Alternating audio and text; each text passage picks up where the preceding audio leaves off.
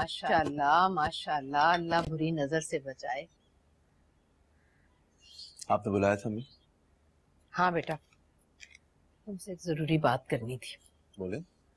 मेरी बहुत ख्वाहिश थी तुम्हें इस तरह से देखने की। मैं चाहती थी हमेशा से कि तुम भी अथर की तरह ऑफिस जाने लगो, अपनी जिम्मेदारियों को संभालने लगो। मेरी ये ख्वाहिश तो पूरी होती नजर आ रही है मुझे, लेकिन बेटा तुम्हारी एक और भी जिम्मेदारी है जिसे तुम नजरअंदाज कर रहे हो।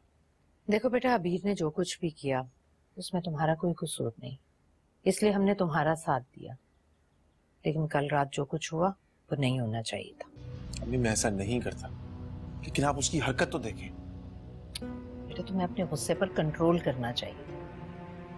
मर्द औरत पर हाथ अपनी हाकमियत जताने के लिए उठाए या फिर उसकी बदजुबानी को रोकने के लिए, दोनों सूरतों में ये काबिल मुजम्मत अमल है और इसकी कोई भी जस्टिफिकेशन नहीं दी जा सकती। और मैंने तुम्हारी ऐसी तरबियत नहीं की बेटा। मुझे तुम्हारे इस अमल से बहुत बहुत मायूसी हुई। सॉरी अम्मी, लेकिन आप मेरा नेचर जानती हैं।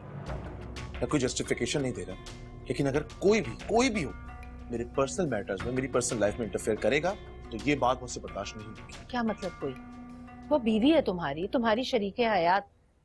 अगर शौहर को बीवी के लिए मजाजी खुदा बनाया गया है तो बीवी का भी हक है कि शौहर उसको वो मकाम, वो हक दे जिसकी वो हकदार है।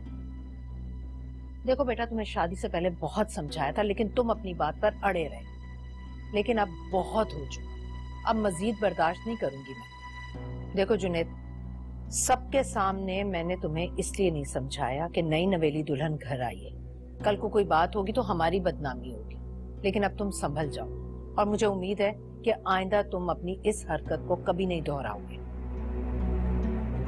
अच्छा ठीक है, मैं कोशिश करूंगा। शाबाश, मुझे यही उम्मीद थी कि मेरा बेटा मेरी बात मानेगा। और हाँ, अतहर ने अबीर के साथ जो वादा किया है उसका मान रखना है तुम्हें। जी।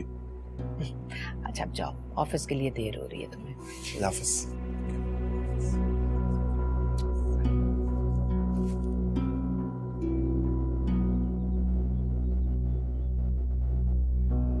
If you want to watch more and get updated, so follow AIY Digital's YouTube page.